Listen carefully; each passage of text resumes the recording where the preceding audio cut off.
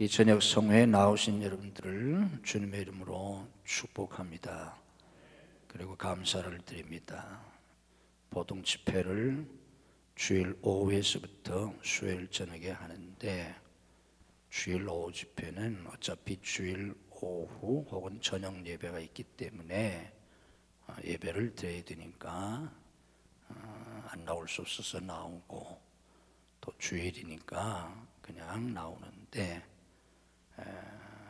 월요일은 정말 믿음을 가지고 또 은혜를 사모하는 분들만 나오시기 때문에 여러분들이 나오신 것에 대해서 깊은 감사를 드립니다. 피곤하신데 또 오늘 출근하시고 또 일하시고 또 여러 가지 힘든데 귀한 시간 나오셨는데, 우리 주님께서 여러분들의 그 수고와 여러분들의 그 헌신에 백배 천배 만배로 갚아주시기를 주님의 이름으로 축복합니다. 아멘. 오늘 저녁 그리고 내일 저녁 제가 드리려고 하는 말씀은, 제가 이 진리를 깨닫고 제 신앙이 바뀌었습니다. 저는 초등학교 들어가기 전부터 교회를 다녔고, 중학교 2학년 때 성령을 체험했고, 그리고 만 21살서부터 목회를 한 사람이에요. 그리고 우리 김한중 목사님도 군목 출신이신데, 제가 군목을 갔기 때문에 만 25세 목사 안수를 받았어요. 이렇게 제가 어려서부터 신앙생활을 했고 일찍부터 목회를 했는데, 제가 오늘 저녁에 드리는 말씀, 이걸 깨닫고 제 신앙이 바뀌었어요. 제 목회가 바뀌었어요. 그런데 제가 이 진리를 깨닫고 바뀌기까지는 목사가 되고서도 수십 년이 지난 뒤였어요.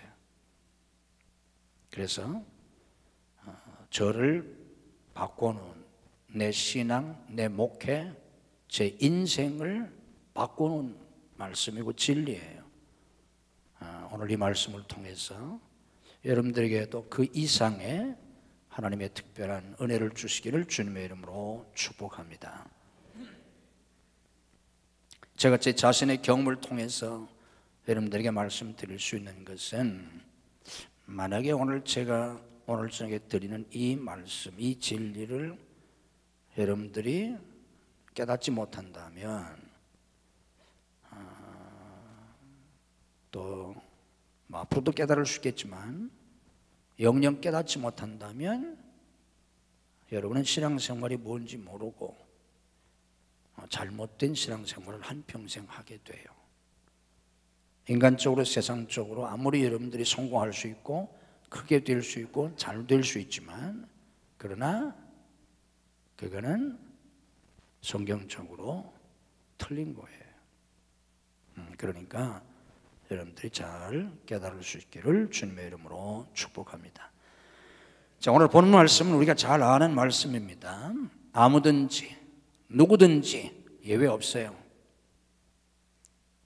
집사든 장로든 저희들처럼 목사든 선교사든 누구든지 나를 따라오려든, 주님을 따라오려거든, 성경에서 나를 따라오너라, 주님을 따르라 하는 말은 제자가 되라는 의미예요. 주님의 제자가 되려면, 진짜 성도가 되려면, 제대로 신앙생활을 하려면 자기를 부인하고, 여기 자기를 부인하고 앞에 영어 성경, 특히 NIV 같은 성경 번역을 보면 must란 단어가 거기에 첨가되어 있어요. must, 반드시라는 말이에요.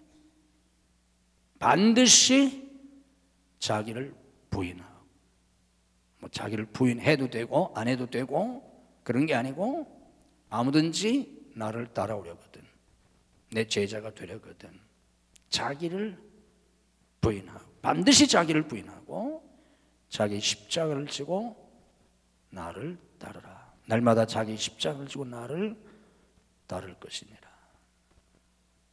자, 이 말씀의 배경을 생각하면 이 말씀의 의미가 무엇인지 좀 더 쉽게 이해할 수 있어요.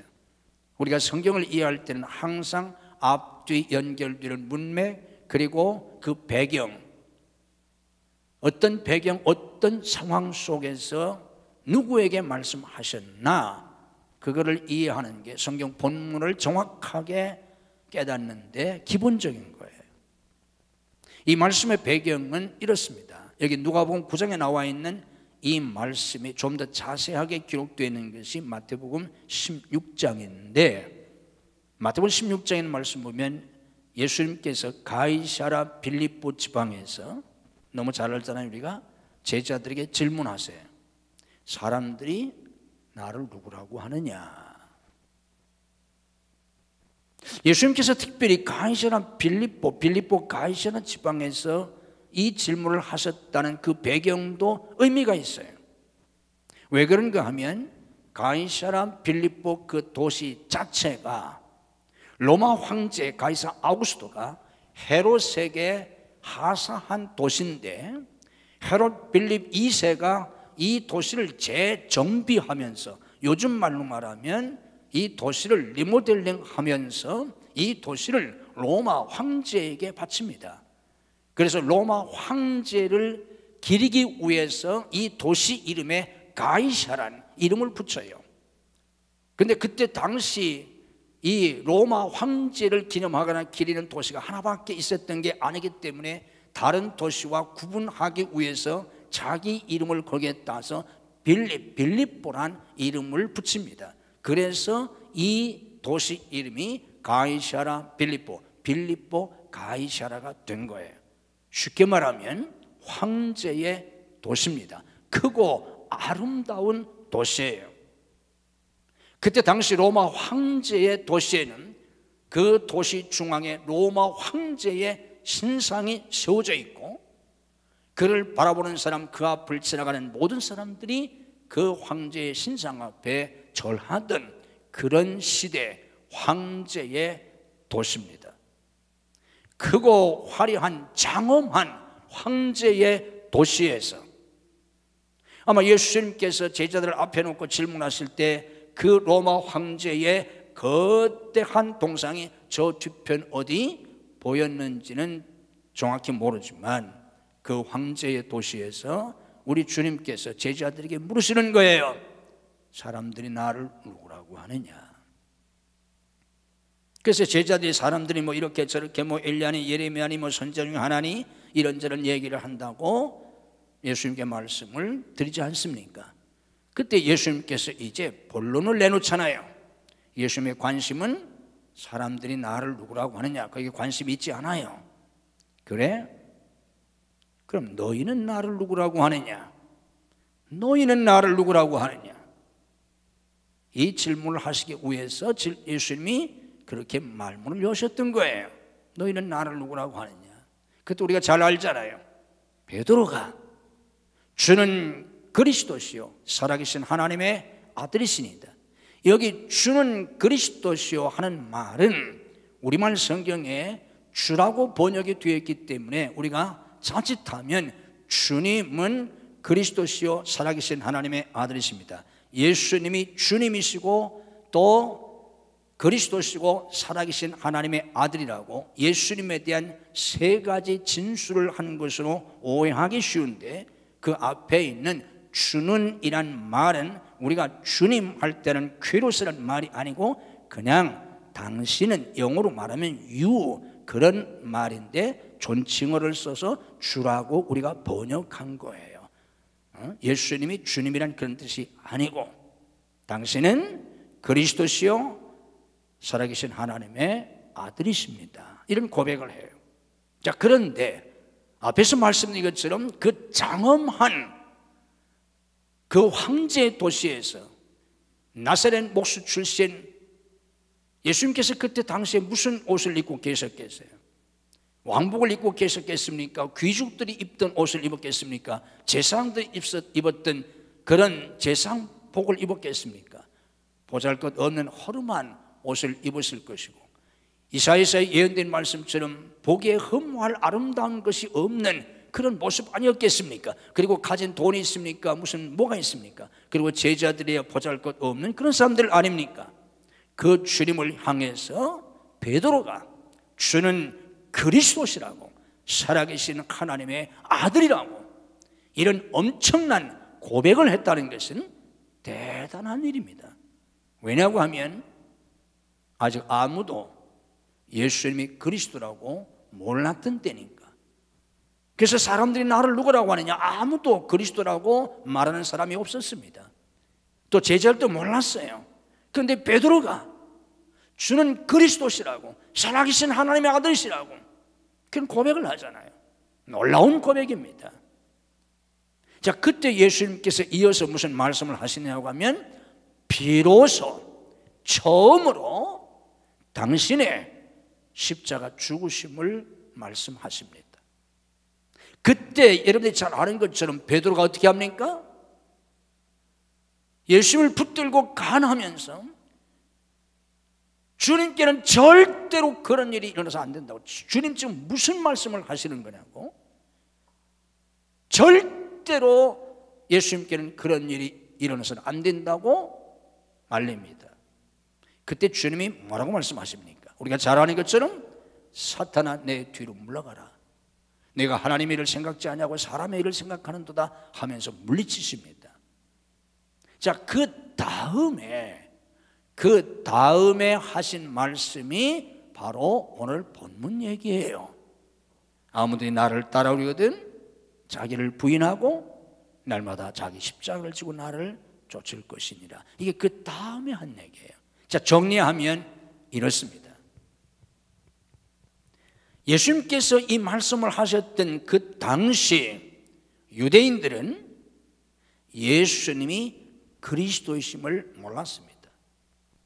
그들은 메시아를 기다리고 있었습니다. 그러나 정작 메시아이신 그리스도이신 예수님이 오셨는데 그들은 예수님이 메시아 그리스도인 줄을 몰랐습니다. 그런데 베드로가 고백한 것처럼, 그런데 베드로는 예수님이 그리스도라는 걸 알았습니다. 물론 주님께서 말씀하신 것처럼 베드로가 IQ가 높거나 특별히 똑똑한 사람이어서가 아니라 이를 내게 알게 하니는 혈육이 아니요 하늘에 계신 내 아버지시니라, 하나님께서 알게 해 주셔서 베드로도 알게 되었습니다. 어쨌든 베드로는 예수님이 그리스도라는 걸 알았습니다. 그런데 베드로는 예수님이 그리스도라는 것까지는 알았지만 그 그리스도가 십자가의 그리스도라는 건 몰랐습니다. 그리스도라는 것까지는 알았지만 베드로가 알았던 베드로가 생각했던 그리스도는 여전히 그 당시 유대 사람들이 생각하고 있던 메시아, 어쩌기도 말씀을 드렸지만 위대한 다윗 왕국을 세워주는 그런 메시아로서의 그리스도만을 알았지 십자가에서 죽으시는 그리스도인 줄은 베드로는 그때까지는 몰랐습니다. 자, 그런데 그 뒤에 주님께서 이제 아무든지 나를 따르거든 그런 말씀을 하셨다, 그 말씀이에요.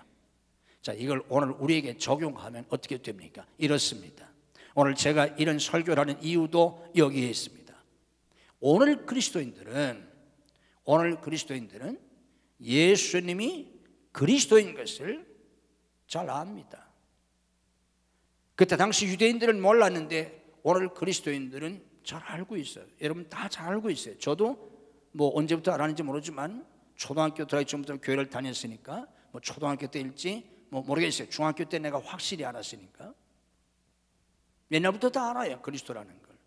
그리고 베드로가 가이사랴 빌립보 지방에서 그런 고백을 할 때까지만 하더라도 베드로는 예수님이 그리스도이신 건 알았지만 십자가의 그리스도인 줄은 몰랐어요. 사실 이것은 예수님이 십자가를 지시기 위해서 마지막 예루살렘에 올라가실 때까지도 베드로도 몰랐고 제자들도 몰랐습니다. 그래서 예수님께서 예루살렘에 죽으러 올라가시는데 제자들은 이제 왕이 되실 줄 알고 서로가 좌우편에 앉겠다고 다투는 그런 모습을 보이지 않습니까? 그때까지 몰랐다 그 말이에요. 그런데 오늘 우리는 예수님이 십자가의 그리스도라는 것까지 잘 압니다. 근데 문제는 뭐예요? 저도 이걸 어렸을 때부터 알았어요. 근데 제가 깨닫지 못했던 것은, 제가 목사 되고도 수십 년이 지나고도 제가 깨닫지 못했던 것은, 아무든지 나를 따라오려거든 자기를 부인하고 날마다 자기 십자가를 지고 주님을 따라야 하는데, 이 부분을 오늘 그리스도인들이 모르는 거예요. 저도 몰랐어요.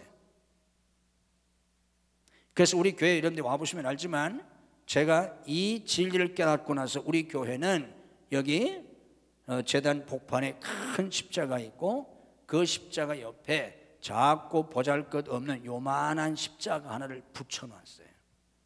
일부러 제가.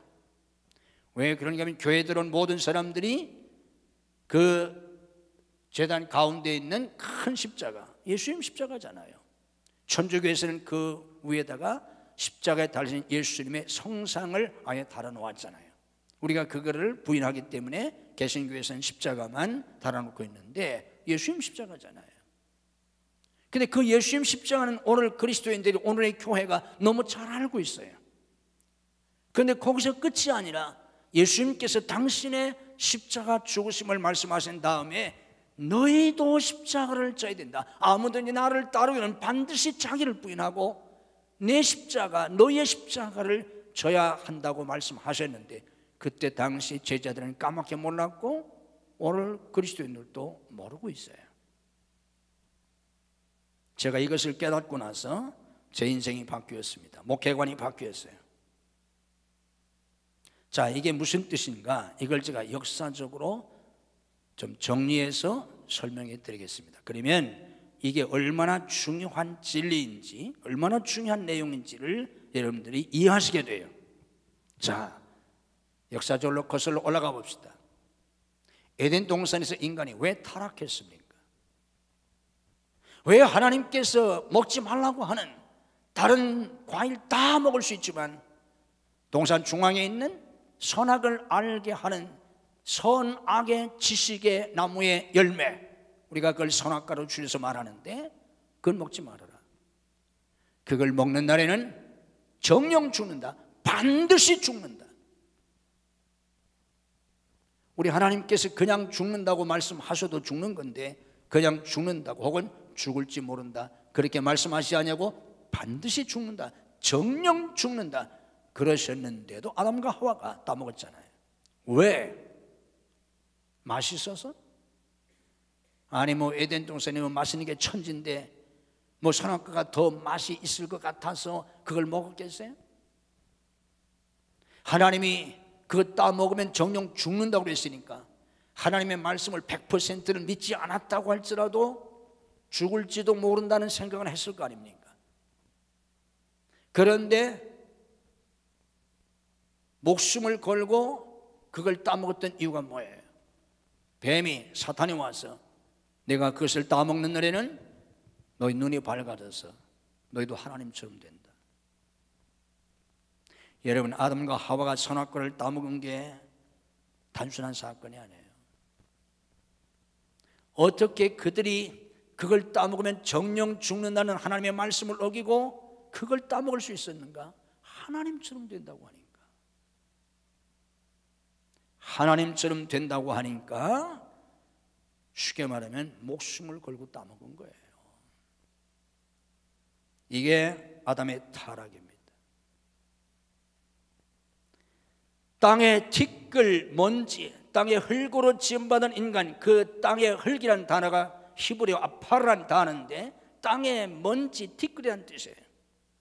땅의 티끌, 먼지, 잘 보이지도 않는 그 자체는 없음, 무, nothing과 같은 그런 것으로 만들어진 인간, 그 인간이 하나님이 되려고,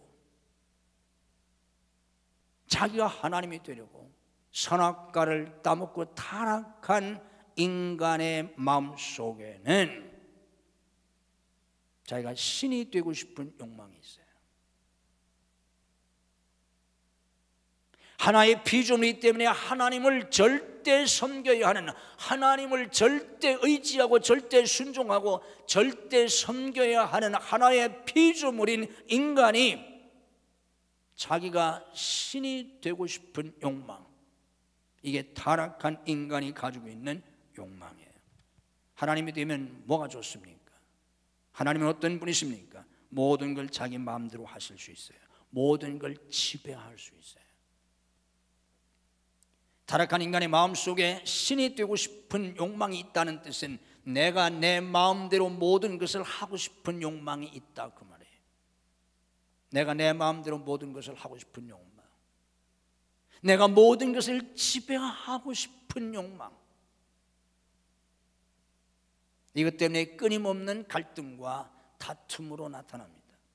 가정에서도 부부 사이에도 서로가 서로를 지배하려고 하는 마음, 가정의 왕이 되려고 하고 가정의 여왕이 되려고 하고, 교회도 마찬가지예요.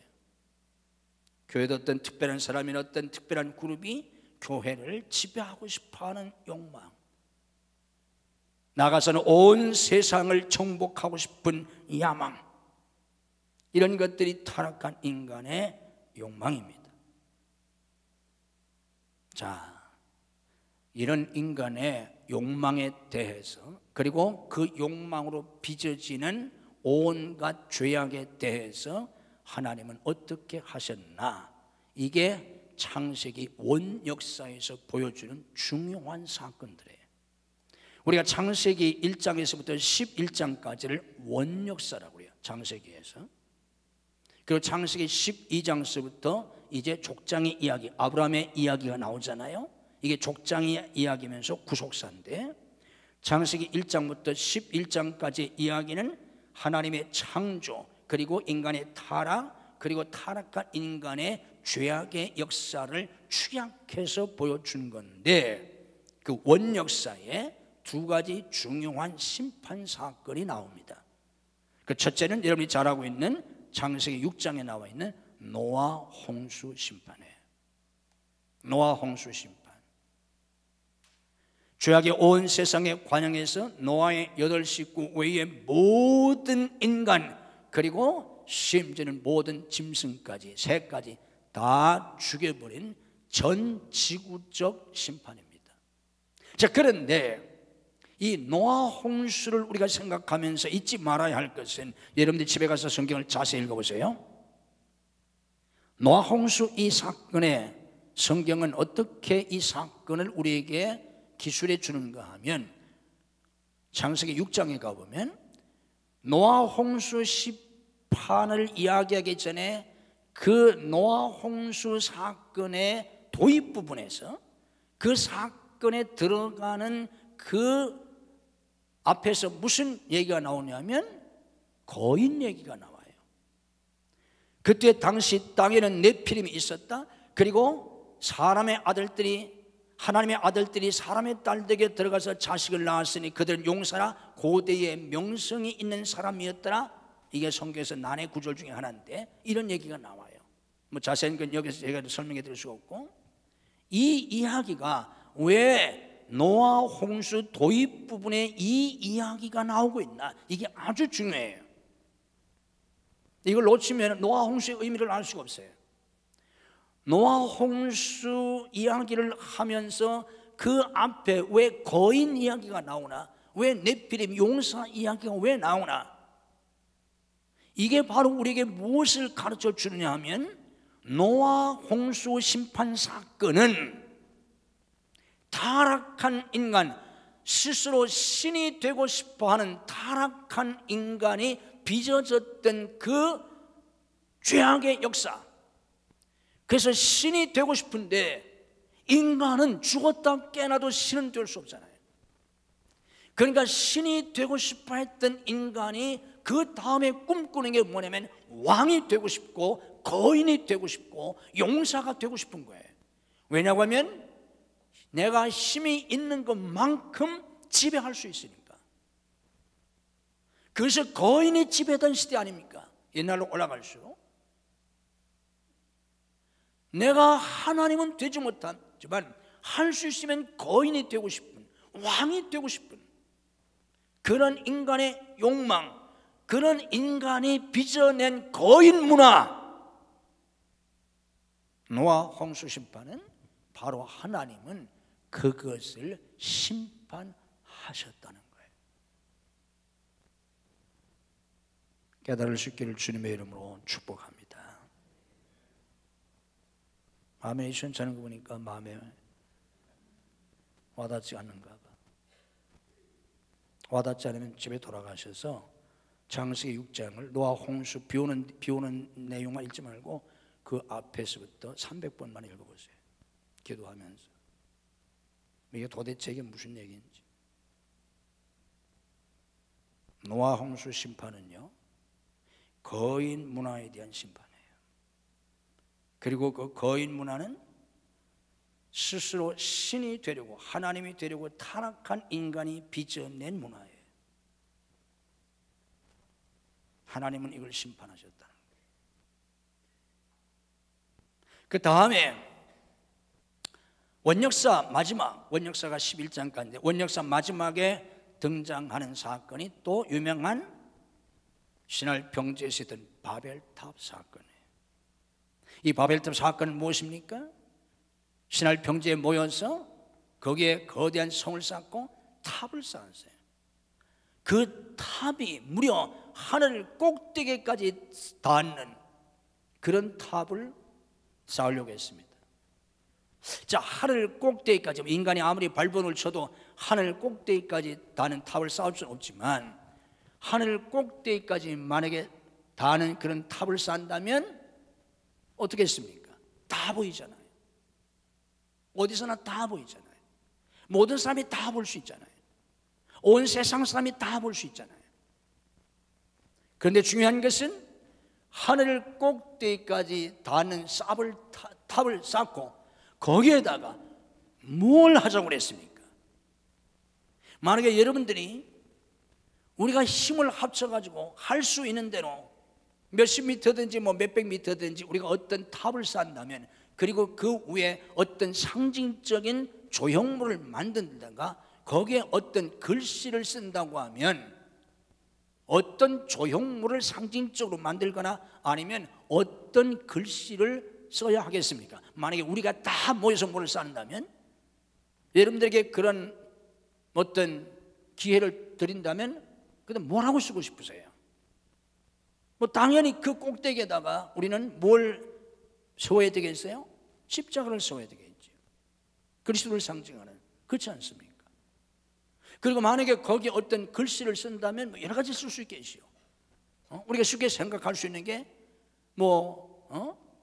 여호와를 찬양하라는 뭐 할렐루야라든지 뭐 예수 그리스도라든지 오직 예수라든지 뭐 그런 걸 쓸 수 있지 않겠습니까? 그런데 이 사람들은 하늘 꼭대기까지 닿는 탑을 쌓고 뭘 하자고 그랬어요? 우리 이름을 내자 그랬어요. 우리 이름을 내자. 그래서 수많은 사람, 온 세상 사람들이 다 우리를 존경할 수 있도록, 그리고 우리가 죽은 후세까지라도 사람들이 우리를 기억하고 우리를 존중할 수 있도록 우리 이름을 내자고 그랬어요.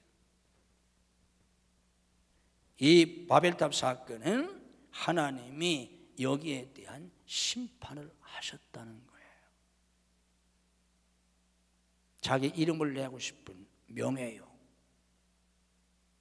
그래서 많은 사람들의 존경을 받고 존중을 받고 사랑을 받고 싶어하는 타락한 인간의 욕망. 모든 영광은 누구에게? 찬송가도 있고 보험성가도 있잖아요. 모든 영광 누구께? 대답 좀 해보세요. 괜찮아요. 모든 영광 하나님께. 아멘. 찬송가도 있잖아. 주께 영광. 아니 모든 영광을 하나님께 돌려야지. 모든 영광을 주님께 돌려야지. 하늘 꼭대기까지 닿는 싹을 탔고 자기들 이름을 내자고 이거를 심판하신 게 바벨탑 사건. 이 바벨탑을 무너뜨린 이 사건이 성경 마지막에 다시 한번 나옵니다. 성경 마지막 요한계시록은 마지막 새 하늘과 새 땅, 새 예루살렘으로 끝나잖아요. 결국 성경의 이야기는 에덴의 이야기에서 새 예루살렘의 이야기로 끝나는 거예요. 근데 신천신제 새 하늘과 새 땅, 새 예루살렘이 이루어지기 전에 요한계시록에 보면 그 전에 이루어지는 사건들이 있어요. 그게 천년왕국이고 어린 양의 혼인잔치인데 장세기 요한계시록 19장 20장에 있는 얘기예요. 근데 바로 그 앞에 18장에 바벨론 멸망 사건이 나옵니다. 무너졌도다 큰 성 바벨론이에요. 새하늘과 새 땅이 이루어지기 전에 바벨론이 무너집니다. 이 바벨론이 바로 창세기 원역사 마지막 장에 있는 바벨에서, 바벨탑 바벨에서 나온 이름이에요. 하나님은 이 바벨탑을 무너뜨리셨고 역사의 마지막에는 결국은 바벨론을 무너뜨리시고 새하늘과 새 땅을 이루신다는 거예요. 자, 무슨 말씀인지 자꾸만 여러분들이 깨달아집니까? 이스라엘 백성들이 출애굽한 다음에, 주전 15세기 이스라엘 백성들이 출애굽한 다음에 40년 동안 광야 생활합니다. 그 40년 광야 생활하면서 여러 가지 일들이 있었습니다. 여러 가지 사건들이 있었고 여러 가지 일들이 있었는데 40년 광야 생활에서 가장 비극적인 사건이 무슨 사건이냐면, 무슨 사건이에요? 40년 광야 생활에서 별의별 일이 많았어요. 그런데 가장 비극적이었던 사건이 뭔가 하면 뭐예요? 금송아지 사건이에요. 정말 어떻게 차마 그럴 수 있나? 정말 이해할 수 없는, 정말 받아들일 수 없는, 정말 해도 너무하는 그런 사건이 금송아지 사건이에요. 오죽했으면 하나님께로부터 십계명을 받아가지고, 여러분들이 십계란 영화에서 보는 것처럼 그 십계명 두 돌판을 품에 안고 내려왔던 그 모세가 그 십계명을 비롯한 하나님의 거룩한 율법을 백성들에게 한 계명도 한마디도 떼지 못한 채 그 십계명 돌판을 그냥 산하에 집어 던져서 다 깨어지게 만들 정도로 그런 사건이 금송아지 사건이에요. 그 내용 잘 아시지만 모세가 시내산에 올라가서 기도하는데 내려오질 않아요. 그 시내산은 돌산입니다. 아무것도 없어요. 먹을 것도 마실 것도 없고 실제로 모세는 시내산에 올라가서 40주야를 먹지도 마시지도 않고 기도합니다. 그런데 산하에 있던 이스라엘 백성들 생각에는 한 달이 지났는데도 안 내려오는 거예요. 그러니까 자기들 상식적으로 생각할 때 죽었잖아요. 거기가 어떻게 살 수 있겠어요? 죽었다고 생각한 거예요. 죽었다고 생각한 것까지는 좋아요. 그런데 죽었다고 생각한 그들이 만들어낸 게 바로 금송아지예요. 이 금송아지가 뭡니까? 애굽신이에요. 애굽 사람들이 섬기던 신, 애굽에서 자기들이 섬기던 애굽신이에요. 그걸 만들어 놓고 뭐라고 말합니까? 이 신이, 이 금송아지가 우리의 하나님이다. 우리를 가나안으로 인도해 줄 거다. 그리고 그 앞에 제사를 드리고 제물을 바치고 춤을 추고 난리를 쳤잖아요. 자, 여기서 우리가 주목해야 할 것은, 아니 어떻게 그럴 수가 있나? 자, 지금 죽지는 않았지만 죽었다고 생각한 게 누구예요? 모세잖아요. 모세가 죽었잖아요. 죽지는 않았는데 그들 생각에 한 달이 넘어도 안 오니까, 안 내려오니까 모세가 죽었잖아요. 그러면 상식적으로 누구를 바꿔야 돼요? 지도자를 바꿔야 되잖아요. 아니 자기들이 지도자였던 모세가 지금 죽은 것 같으니까, 틀림없이 죽었으니까 그러면 지도자를 다시 세우면 되잖아요. 그런데 지도자를 다시 세운 게 아니라 뭐예요? 신을 바꿨다는 거예요. 하나님을 바꿨다는 거예요. 금송아지를 만들었다는 것은 여호와 하나님을 버리고 금송아지 신을 만든 거예요. 금송아지 신을 택한 거예요. 신을 버린 거예요. 아니, 하나님이 죽었어요? 하나님이 죽은 게 아니잖아요. 모세가 죽었잖아요. 실제로 모세가 죽지도 않았지만 자기들 생각에 모세가 죽었으면 지도자를 바꾸면 되잖아요. 그런데 하나님을 바꿔요. 왜 그랬을까요? 여기에 심각한 문제가 있어요. 그게 뭐냐고 하면, 비록 출애굽을 하기는 했지만 이스라엘 사람들의 관심은 뭐예요? 이게 아주 중요해요. 어쩐지도 말씀드렸죠? 어쩐지 드릴 말씀은 기본적인 말씀인데, 예수님이 왜 죽으셨다고요? 데살로니가서 5장 10절에서 분명히 말씀하셨잖아요. 예수께서 우리를 위하여 죽으사. 왜 죽으셨다고요? 자기와 함께 살게 하시려고, 부자 되게 하시려고, 왕이 되게 하시려고, 유명한 사람이 되게 하시려고? 아니에요. 친히 자기와 함께, 하나님과 함께 살게 하시려고. 자, 그런데 이스라엘은 하나님이 왜 출애굽시켰나? 어제 말씀드렸죠? 그들 중에 거하시려고, 함께 사시려고. 그런데 이스라엘의 관심은 어디에 있으냐면, 잘 들어요, 출애굽한 이스라엘의 관심은 하나님께 있는 것이 아니라 어디에 있어요? 가나안 땅에 있어요. 그리고 그 가나안 땅에 들어가려고 하는 이유가 뭐예요? 그 가나안 땅에 들어가서 온갖 우상과 세상 죄악으로 가득 차 있던,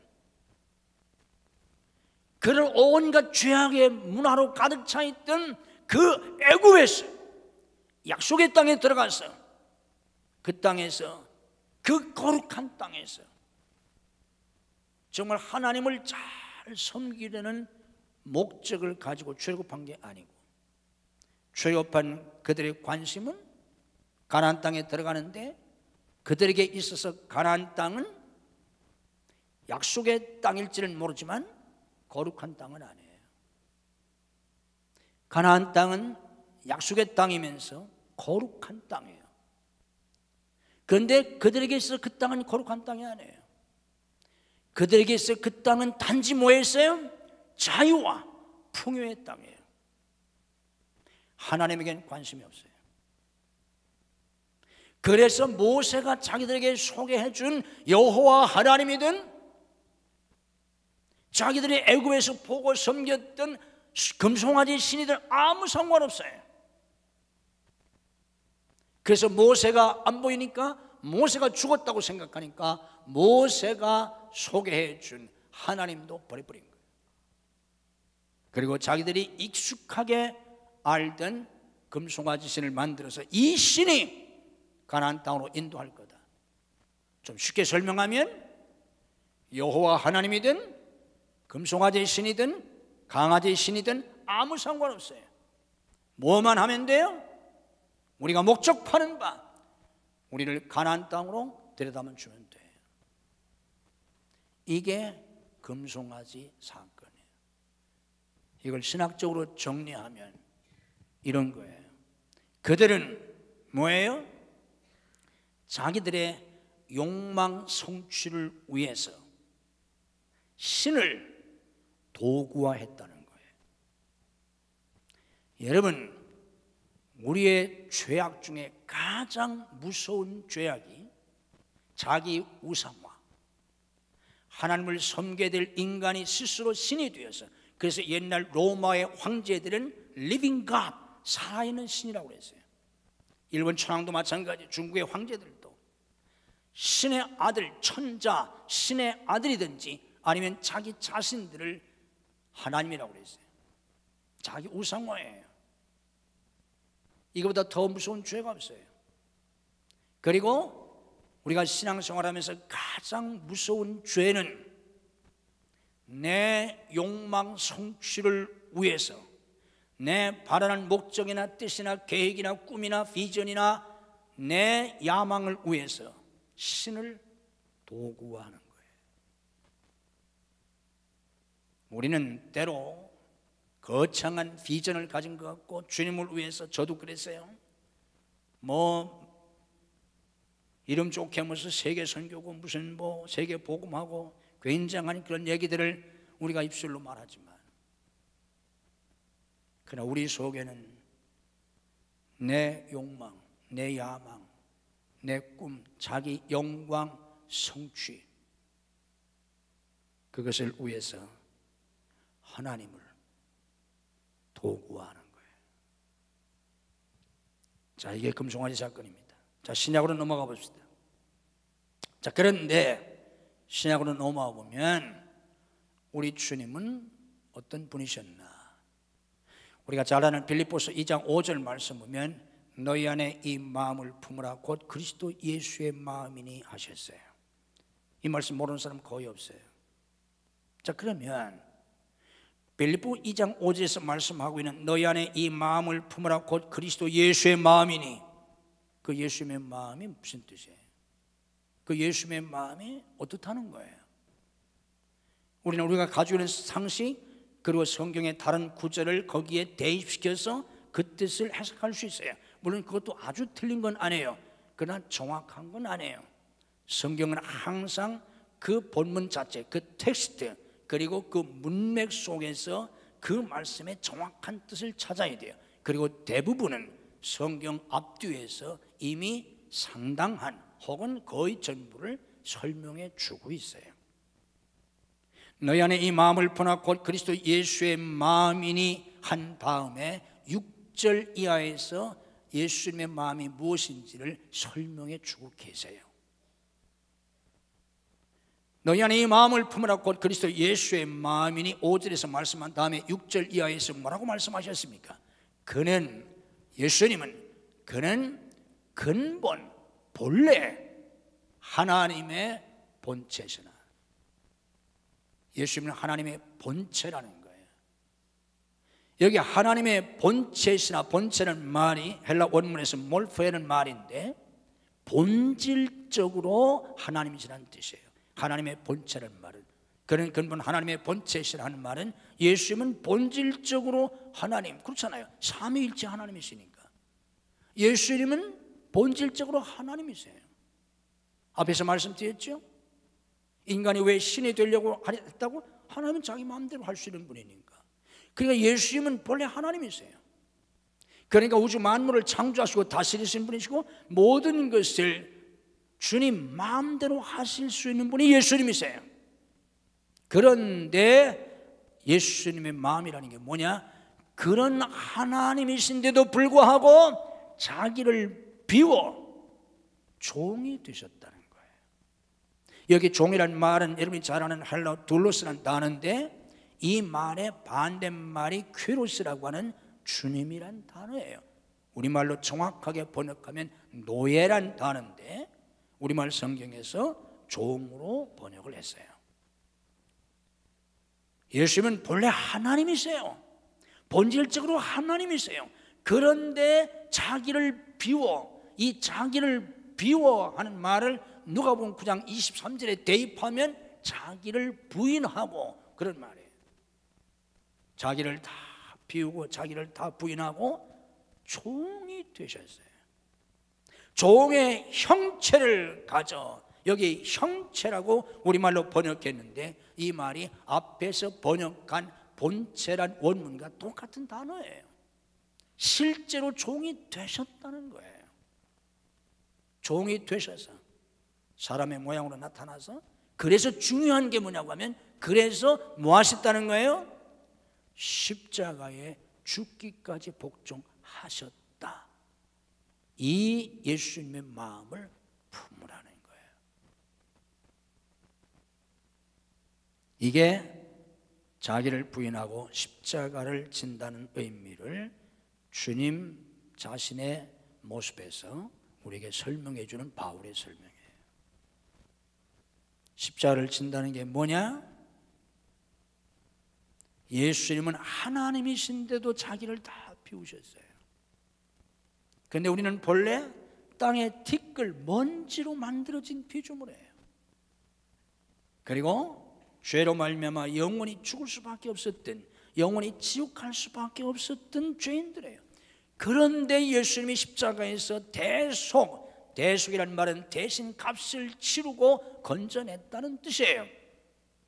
당신의 죽으심으로 우리의 죽음을 대신하고 우리를 구원해 주셨어요. 그러면 우리가 어떻게 살아야 합니까?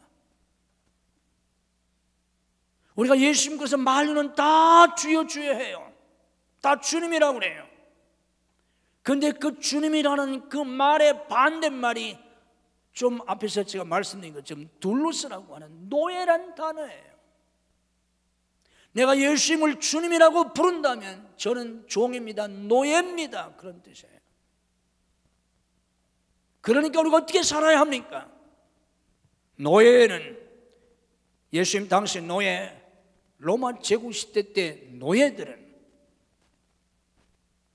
아무런 자유가 없었어요. 주인이 무엇을 시킬 때, 그때 당시 노예들은 주인이 무엇을 시키면 예 혹은 예, 제가 그렇게 하겠습니다, 대답할 수 있는 자유나 권리조차도 주지 않았다고 해요. 예라고 하는 대답조차 할 수 있는 권리를 주지 않았어요. 그래서 그 당시 노예들은 입을 사용하지 못하게 했다고 해요. 입을 쓸 필요가 없어요. 귀로 듣기만 하면 돼요. 그리고 시키는 대로 하는 거예요. 그래서 그때 당시 노예들이 그렇게 살다 보니까 말을 사용하지 않아서 언어 자체를 잊어버렸다고 해요. 대답도 못하게 했어요. 그게 종이에요.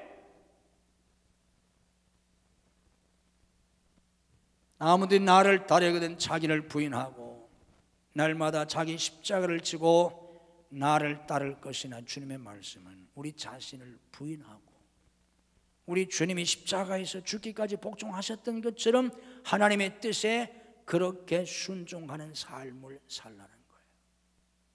이게 십자가를 진다는 뜻이에요. 많은 사람들이 십자가를 오해하고 있어요. 십자가를 진다는 게 뭐 교회에서 좀 수고 좀 하든지, 좀 뭐 어려운 일을 하든지, 뭐 남이 하기 어려운 그런 일을 하든지, 고생 좀 하든지, 뭐 땀 좀 흘리면 내가 십자가 진 줄로 착각하는데 아니에요. 그거는 수고일 뿐이에요. 십자가를 진다는 뜻은 나 자신을 버리고 내 생각, 내 뜻, 내 계획, 내 욕망, 내 야망, 내 비전, 내 꿈 다 내려놓고 하나님의 뜻에, 주님의 뜻에 죽기까지 순종하는 것, 그게 십자가를 진다는 뜻이에요. 아멘. 아멘이 되셔야 합니다. 십자가를 진다는 게 그거예요. 그리고 그렇게 내 뜻을 다 버리고 십자가를 지려면 뭐가 돼야 된다고요? 우리가? 바울이 자기를 소개할 때, 바울서신 집에 가서 보세요. 바울 사도가 자기를 소개할 때 자기를 늘 뭐라고 소개합니까? 예수 그리스도의 뭐라고 그래요? 종이라고 소개하잖아요.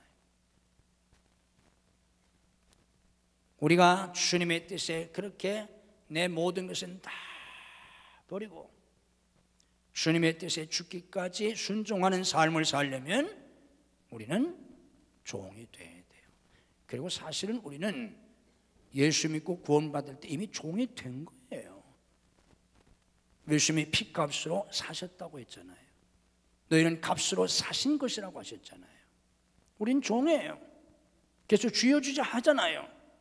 그런데 오늘 제가 여러분들에게 또 이런 말씀을 드리는 건 말만 주여 주여 하지 말고, 말은 주여 주여 하지만 여전히 우리는 내 꿈을 이루려고 하고 내 야망을 이루려고 하고, 그래서 더 강한 자가 되고 더 높아지고 더 유명한 자가 되고 더 인기를 얻고, 그래서 더 내 마음대로 하고 더 많은 사람을 지배하고,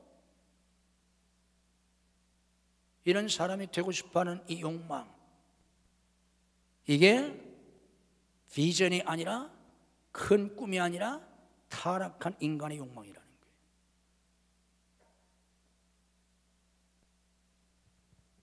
저는 중학교 때 성령을 받고 목사 되겠다고 소원했는데요, 제가 어렸을 때부터 목사 되겠다고 하면서 또 군목을 제대하고 서울에서 교인 한 사람도 없는 데서 제가 교회를 개척하기를 했지만 세계에서 제일 큰 교회 하려고 그랬어요. 될 줄 알았어요.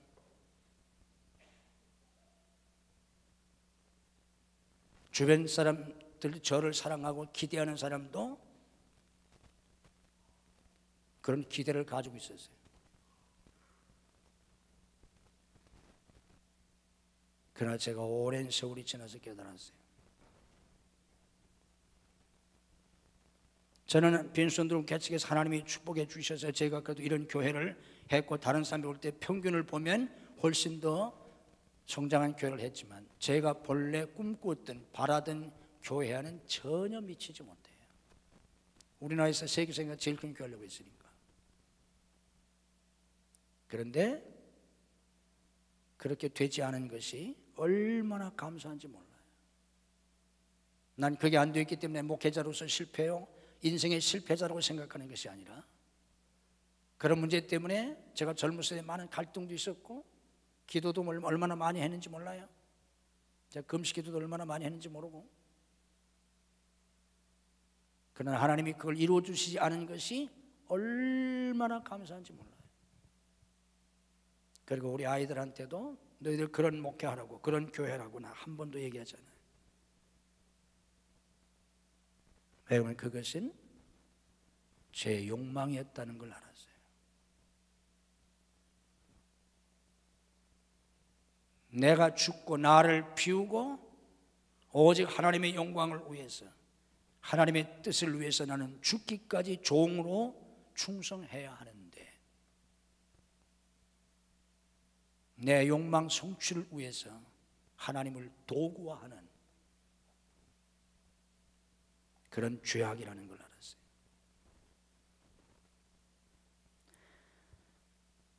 바울사도가 사도행전 26장 16절에서 이런 굉장한 고백을 합니다.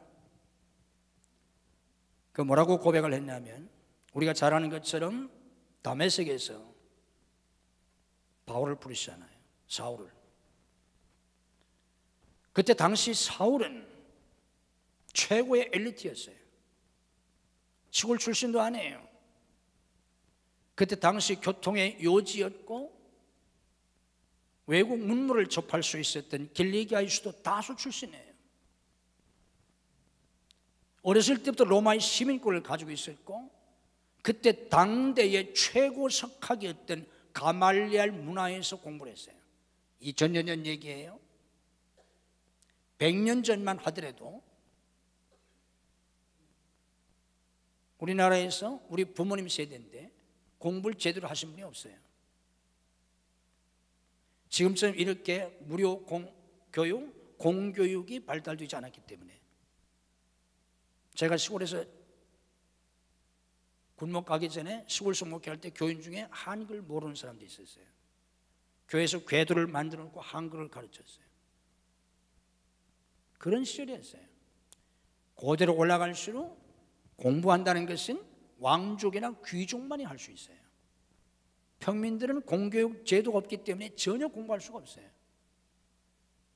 더군다나 지금도 이런 공교육이 발달된 시대에도 우리의 자녀를 어떤 분야에서 당대 최고의 선생한테 교육을 받든지 레슨을 받는다는 건 우리 같은 소시민으로는 불가능해요. 그렇잖아요. 그런데 2000년 전 보통 사람들은 전혀 교육을 받을 수 없었던 시대에 사울이 당대 최고의 석학이었던 가말리알 문화에서 공부를 했다는 건 그만한 배경이 있었다는 거예요. 그만한 힘이 있었다는 거예요. 지금도 그런 선생한테 가서 공부하기 어렵잖아요. 그런 사람이에요. 그리고 이미 젊었을 때 그런 상당한 사회적 지위를 가지고 있었어요. 그래서 다마스커스에 있는 그리스도인들을 핍박하기 위해서 대제사장의 공문을 가지고 요즘식으로 말하면 특별검사에 해당해요. 재판에 갔었잖아요. 만약에 그대로 나갔더라면 그는 유대의 최고 지도자 중에 한 사람이 될 수 있는 인물이에요. 근데 그가 다메섹 도상에서 그리스도를 만나고 평생 복음을 전하다 선교하다가 온갖 고초를 겪고 결국 로마에서 도끼로 목이 잘려서 순교당했잖아요. 그 바울 사도가 이렇게 고백합니다. 다메섹에서 그리스도가 자기를 부르셨는데, 자기를 만나셨는데, 그때 뭐라고 고백을 했냐면 다메섹에서 예수님이 자기를 종과 증인으로 삼으셨다고 고백을 했습니다. 다메섹에 있는, 다메섹으로 가는 도중 아닙니까? 도상. 다메섹에 있는 그리스도를 핍박하러 체포하러 가는 도중에 하늘에서 빛이 내려쬐고 거기에 부활하신 그리스도가 사울을 만나고 바울을 만나시고 바울을 그때 부르시는데, 바로 그때 다메섹에서 자기를 종과 증인으로 삼으셨다고. 그런데 여기서 우리가 유념해야 될 내용은, 여기 바울 사도가 사용하고 있는 종이라는 그 단어가 성경에서 흔히 사용되고 있는 종이란 둘루스란 단어가 아니고 휘페레테스란 단어입니다. 종을 가리키는, 노예를 가리키는 단어이긴 하지만 이 휘페레테스라는 이 단어는 어떤 노예를 가리키냐고 하면, 그때 당시 배 밑창에서 전함이나 상선, 특별히 전함, 이런 배 밑창에서 노를 젓던 노예를 휘페르테스라고 해요. 이게 무슨 말인지 알려면 여러분들이 전에 나온 그 유명한 영화 베너라는 영화가 있는데, 베너에서 그 베너가 이제 노예가 돼가지고 그 노를 젓는, 전함에 노예를 젓는 장면이 있잖아요. 그 배 밑에서 노예를 젓는 그 노예들을 휘페레테스라고 해요. 그런데 다메섹에서 예수님이 자기를 만나시고 부르시던 그 다메섹 도상에서 자기를 휘페레테스와 증인, 여러분이 잘 아는 헬라 마르티스, 증인으로 부르셨다는 거예요. 그 휘페레테스는 배 밑창에서 노를 젓는 노예예요. 생각해 보세요. 지금 갑판 위에서 노를 젓는 게 아니에요. 노는 항상 배 밑에서 젓는 거예요. 배 밑에서 노를 져요. 지휘관의 지휘를 따라서 북을 치든지 망치를 치든지 지휘관의 지휘를 따라서 죽을 힘을 다해서 노를 젓습니다. 지금 이 배가 어디로 가는지 알 수 있을까요? 몰라요. 지금 밖에서 무슨 일이 있는지 알 수가 없어요. 지금 옆에 배하고 지금 어떤 상황인지, 갑판에서 지금 어떤 화살이 날아가고 창이 날아가고 지금 어디에 불이 떨어지고 전혀 몰라요.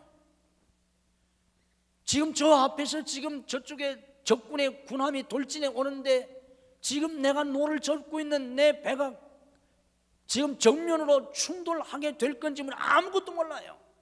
아무것도 보이잖아요. 밖에서 얼마나 파도가 치고 있는지, 얼마나 많은 사람이 지금 물에 빠져 죽어가고 있는지 전혀 몰라요. 어디로 가는지, 밖에서 어떤 난리인지, 배 밑창에서 노를 젓고 있는 그 노예가 어떻게 알겠어요? 지휘관의 신호에 따라서 죽을 힘을 다해서, 그리고 베너라는 영화에서 여러분들이 보신 것처럼 그 발에 쇠살줄로 매어 놓았기 때문에 도망갈 수도 없어요. 그렇게 노를 젓는 노예를 휘페레테스라고 해요. 다메섹에서 예수님이 자기를 부르실 때 자기를 그 노예로 삼으셨다는 고백이에요. 그리고 증인으로, 마르티스라는 그 증인이라는 말은 내가 증언하는 그 일에 목숨을 거는 사람을 의미해요. 목숨을 걸고 예수님을 증언하고, 그래서 결국 목숨 걸고 증언하다가 순교하잖아요. 주님 명령에 내가 어디로 가야 하는지도 모르고 어디로 가는지도 모르고 죽는지 사는지도 몰라요. 지금 배 밑창에서 노만 젓고 있으니까 이런 종으로, 이런 노예로 삼으셨다고 고백했어요. 이게 그리스도인의 삶입니다. 이게 제자의 삶이에요. 아무든지 나를 따라오려거든 너 자신을 부인하고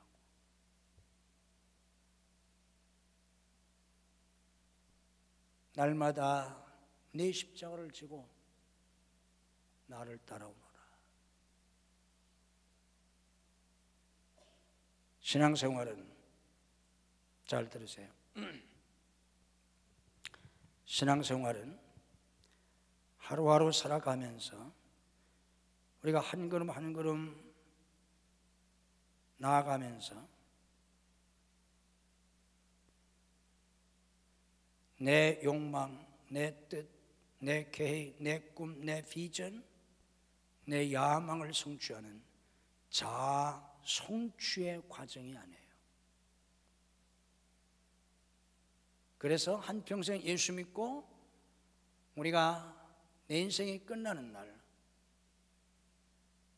내 꿈을 이루었다, 어렸을 때 꿈을 이루었다, 중학교 때 꿈을 이루었다, 청년실의 꿈을 이루었다, 나는 성공했다. 이게 그리스도인의 삶이 아니에요. 그리고 그걸 기독교는, 성경은 성공이라고 말하지 않아요. 그것은 무서운 죄악이라는 것. 그리고 이미 성경에서 수없이 보여주시는 것처럼 심판하세요. 신앙생활은요, 내가 한평생 인생을 살아가면서 하루하루 1년, 2년, 10년, 20년 이 과정이 자아 성취의 과정이 아니라 자아 죽음의 과정이에요. 따라서 보세요. 신앙생활은 자아 성취의 과정이 아니라 자아 죽음의 과정이다. 아멘. 하루하루 죽는 거예요. 날마다라고 하셨잖아요. 고려의 충실은 그런 시를 남겼죠. 이 몸이 죽고 주고 100번 고쳐주고. 그런데 그리스도의 삶은 이 몸이 죽고 주고 100번 고쳐 죽는 게 아니라 뭐라고요? 성경이 뭐라고 하셨어요? 날마다 제 십자가를 지고 날마다 죽는 거예요. 이 몸이 죽고 주고 날마다 죽고 주고. 그 뒤에는 뭐예요? 아무것도 없어요? 이 몸이 죽고 주고 날마다 죽고 주고 뭐예요? 그 다음에 결론이 뭐예요? 갈라디아 2장 20절이에요. 갈라디아 2장 20절이 뭐예요? 내가 그리스도와 함께 십자가에 못 박혔나니 뭐예요? 그런즉 이제는 내가 산 것이 아니라 내 속에서 그리스도가 사시는 것이라. 자아의 죽음이라는 말은 내가 죽었다는 거예요. 내가 그리스도와 함께 십자가에 못 박혔는 내가 죽었다는 거예요. 나는 죽고 그리스도와 함께 십자가에 못 박혔어요. 매일 죽는 거예요. 매 순간 죽는 거예요. 나는 죽고 어떻게 돼요? 내가 그리스도와 함께 십자가에 못 박혔는 나는 죽고 내 속에서 대신 그리스도가 사시는 거예요. 아멘. 이게 신앙생활이에요. 내가 살아서 내 모든 것을 이루기 위해서 예수님의 도우심, 하나님의 도우심, 성령님의 도우심, 그 하나님을 도구화하는 삶이 아니라 내가 죽고 내 속에서 예수님이 사셔서 예수님이 내 속을 다스려 주시고 예수님이 나타나시는 삶. 이게 그리스도인의 삶이에요. 이거를 우리가 흔히 해왔던 말로 작은 예수, 작은 그리스도라고 하는 거예요. 그게 그 의미예요. 어떻게 그렇게 살 수 있나? 우리 힘으로 불가능해요. 그 문제에 대한 답은 수요일 날 드리겠습니다. 내일은 예수님을 닮는 삶에 대해서 좀 더 설명을 해드리고, 실제로 어떻게 우리가 그렇게 살 수 있나? 저나 여러분이나 죽었다 깨어나도 불가능해요. 하늘에서 불을 받아도 불가능해요. 여러분들 이 성회 때 은혜를 많이 받으시겠지만 하늘에서 불을 받아도 불가능해요. 제가 40일 금식기도 한 사람이에요.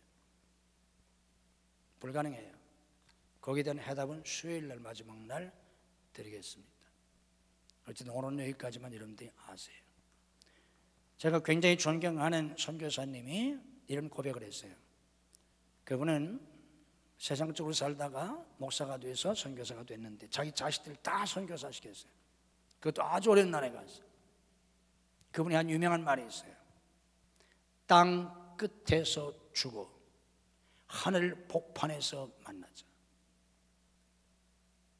뭐라고요? 땅 끝에서 죽어 어디서 만나자고? 하늘 복판에서 만나자. 여러분은 땅 복판에서 가장 좋은 곳에서, 가장 영광스러운 곳에서, 가장 편한 곳에서, 거기서 죽어 천국 끝에서 만나시겠어요? 아니면 지옥에서 만나시겠어요? 그런 사람이야 여러분 가운데 한 사람도 없겠지만, 교인의 가장 큰 비극이 뭐냐고 하면 담임 목사님을 지옥에서 만나는 거래요. 무슨 말인지 못 알아들어요? 담임 목사님을 지옥에서 만나는 거 끔찍스럽지 않아요? 왜 이런 말이 나왔겠어요? 그럴 수도 있으니까. 사랑하는 여러분, 존경하는 목사님들, 도유자 여러분, 그 선교사님의 고백처럼 우리 모두는 가장 낮은 곳, 땅 끝에서 죽어서 하늘 천국 복판에서 만납시다. 면류관 쓰고 세상에 부귀영화 아무것도 안 해요. 제 나이쯤 돼보세요. 제가 70이에요. 아무것도 안 해요. 소용없어요. 내가 가는 이 길 끝에서 주님이 환히 웃는 모습으로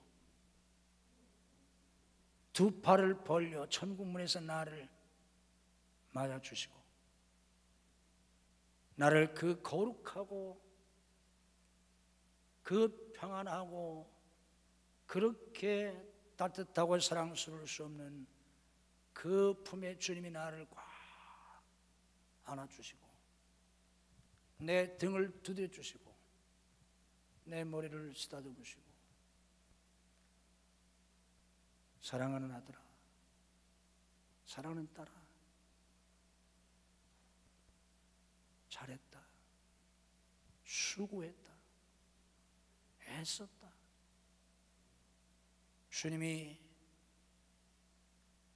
그 손으로 그 품에 나를 꼭 안아주시고, 그 옆에 천사장이 이 세상에서 한 번도 본 적이 없는, 정말 눈이 부셔서 볼 수 없는 면류관을 천사가 받들고 있는데, 그 면류관을 우리 주님께서 친히 천사의 손에서 받아서 저와 여러분의 머리에 씌워 주실 수 있는 그런 그리스도인의 삶을 살 수 있는 저와 여러분 모두가 되시기를 주님의 이름으로 축복합니다.